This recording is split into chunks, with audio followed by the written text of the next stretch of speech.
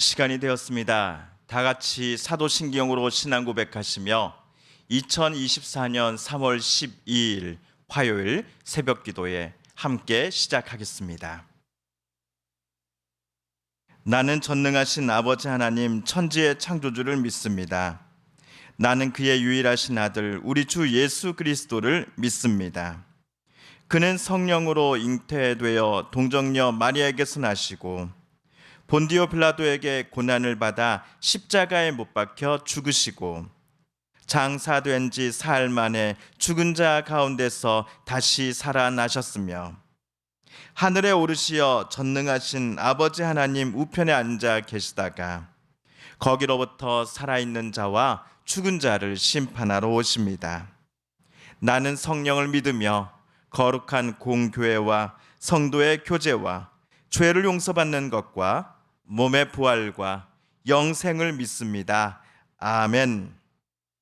오늘 함께 읽을 기록된 하나님 말씀, 구약의 말씀 신명기 제18장 6에서 8절까지의 말씀입니다.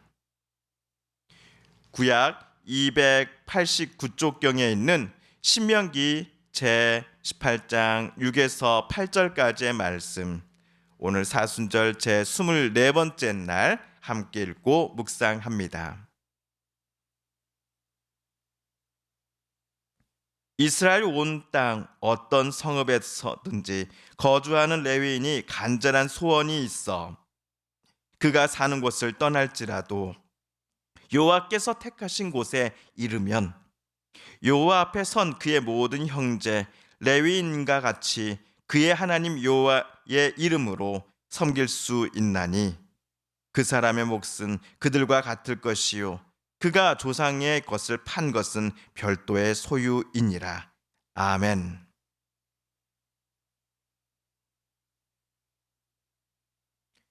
지난주 금요일 모세는 제사장과 레위 지파 소속의 모든 이들은 가나안 땅을 분배받지 못할 것이며 오로지 항상 여호와의 이름으로 서서 섬길 사람들이다라고 말하였습니다.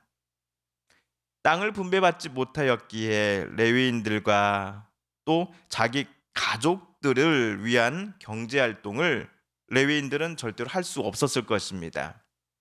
만약 이대로라면 레위인과 그의 가족들은 하루 살기도 힘들어 굶어 죽을 수밖에 없을 것입니다.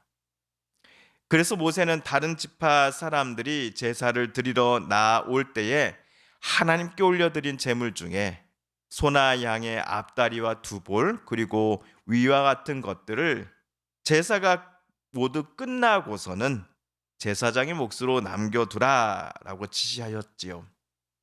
이 규정이 잘 지켜진다면 중앙 성소뿐만 아니라 레위 지파가 아닌 다른 11개 지파 각자가 분배받은 땅 안에 흩어져 살아가는 레위인들도 생계 걱정 없이 하나님을 위한 일에 오로지 집중하여 전념하여 일을 할 수 있게 될 것입니다.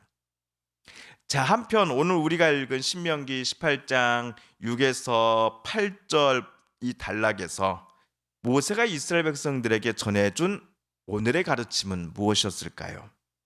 먼저 우리 6절을 세 번역으로 다시 한번 읽어보겠습니다. 시작. 레위 사람은 이스라엘의 온 땅 어느 성읍에 살든지 그에게 간절한 소원이 있어서 살던 곳을 떠난다 하더라도 그가 주님께서 택하신 곳에 이르면 그곳이 어디든지.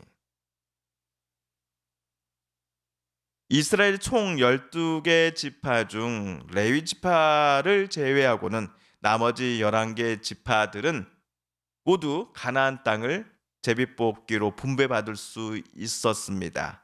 반면 레위인들은 가나안 땅에서 자기들만의 땅이 없었지요. 분배받지 못하였습니다.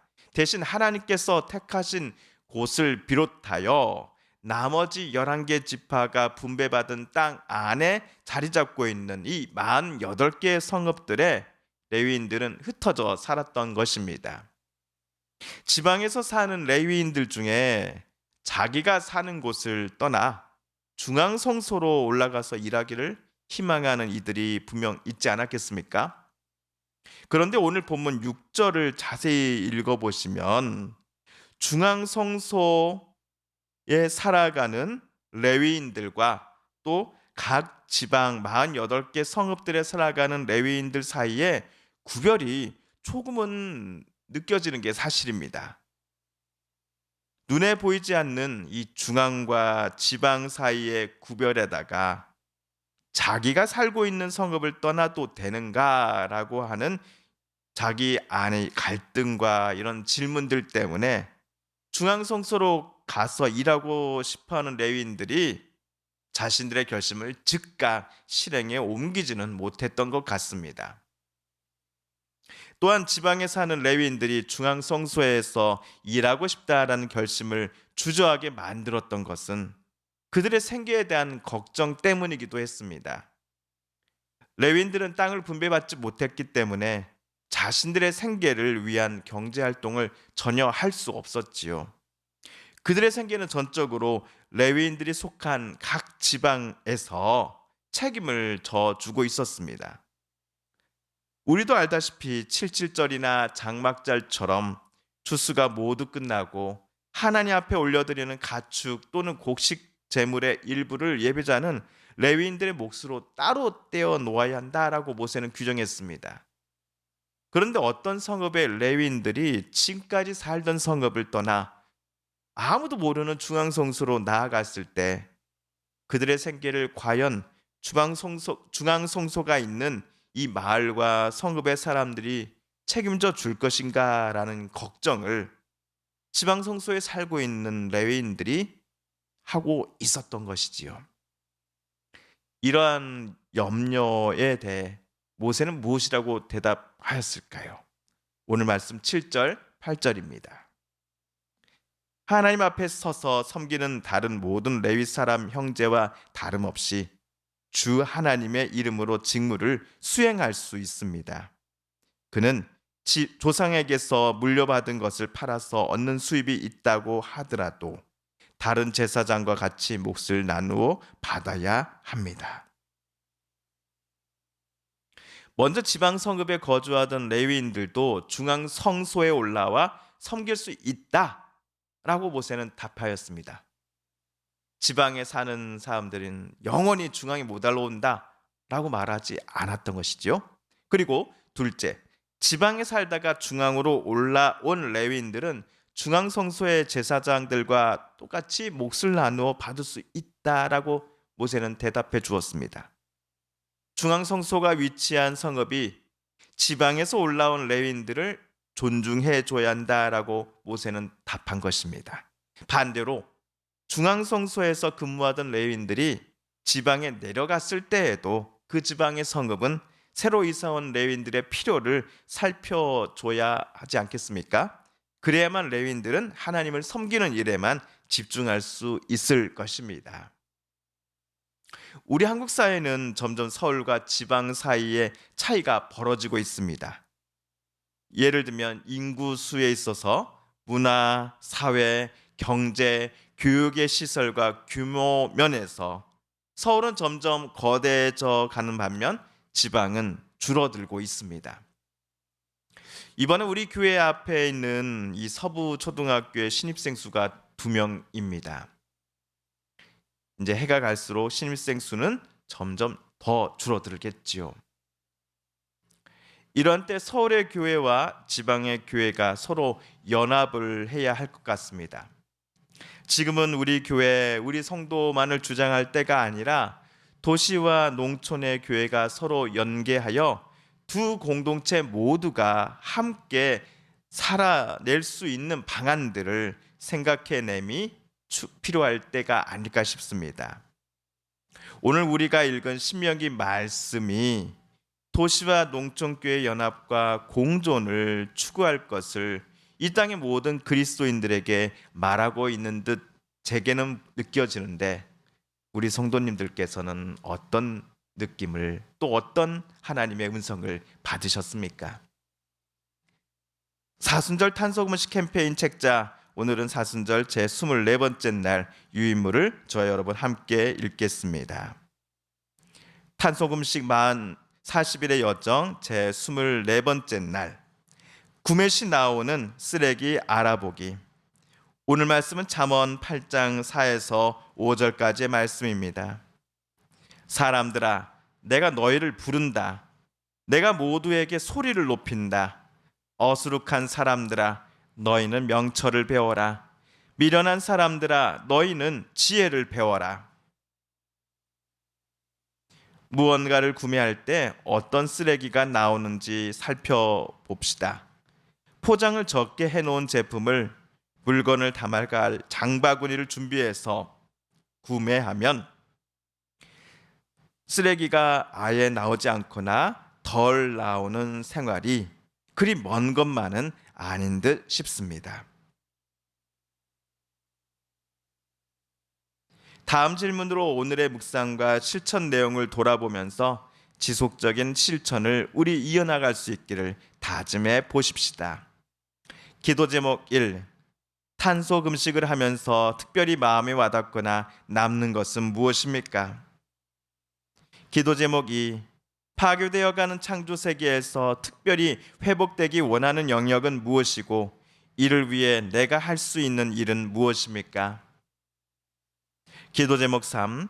창조 세계의 온전한 회복을 위해 함께 할 수 있는 이들은 누구이며 그들과 함께 나는 어떤 노력을 할 수 있습니까? 주님께서 가르쳐 주신 기도를 드리며 사순절 제 24번째 날, 신명기 말씀 묵상 제 73번째 시간을 모두 마칩니다.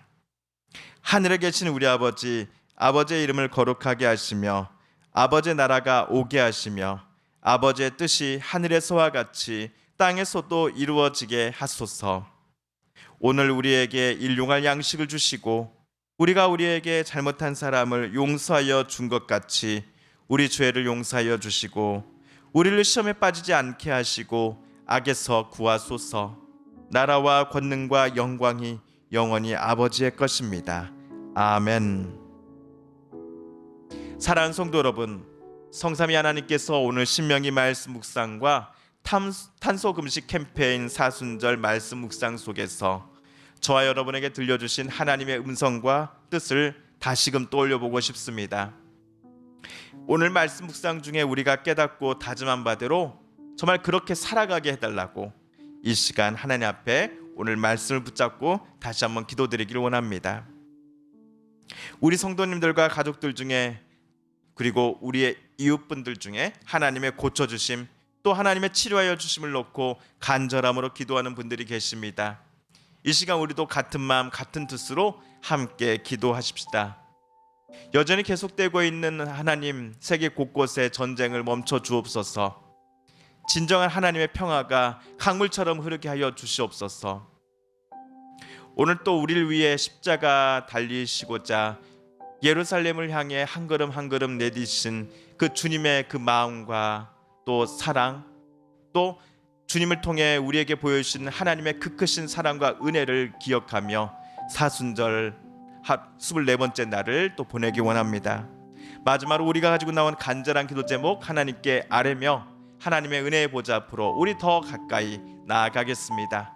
함께 개인 기도 시간 갖습니다.